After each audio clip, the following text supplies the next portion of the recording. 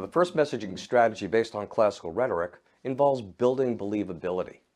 Aristotle called this ethos, or applying the ethical appeal. And in many respects, this is probably the most important messaging strategy that we could ever adopt.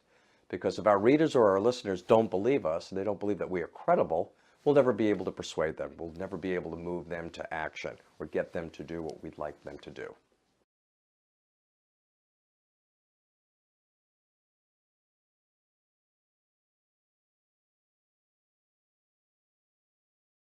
The ethical appeal is something we see very frequently in political communications, where the candidate is looking to establish his or her moral standing and virtue, and always trying to discredit or downplay the credibility of their opponent.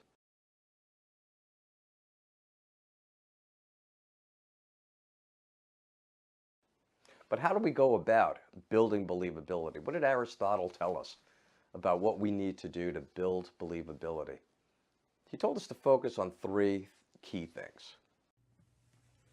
We build believability by illustrating wisdom.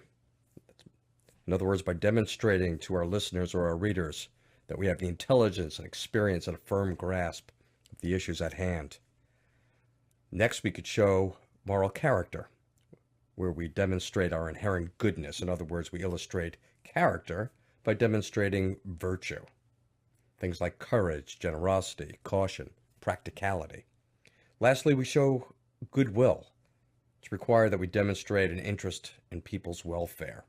And this could include showing how you've made sacrifices to your own happiness or comfort to benefit others. An example, donations you may have given to help the needy. Later, I'll talk about outlining and arranging and how to structure our content for maximum impact. But when we're talking about the ethical appeal or building believability, this is something we have to do right at the very outset of whatever it is we're writing, the introduction.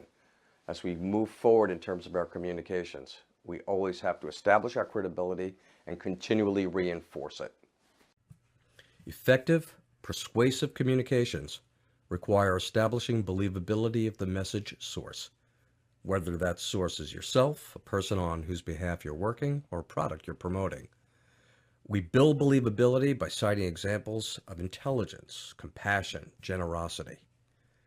And we must remember to continually reinforce credibility throughout all phases of the speech we're giving or the content that we're developing. In the next lesson, I'll talk about another critical messaging strategy based on classical rhetoric, and that involves leveraging logic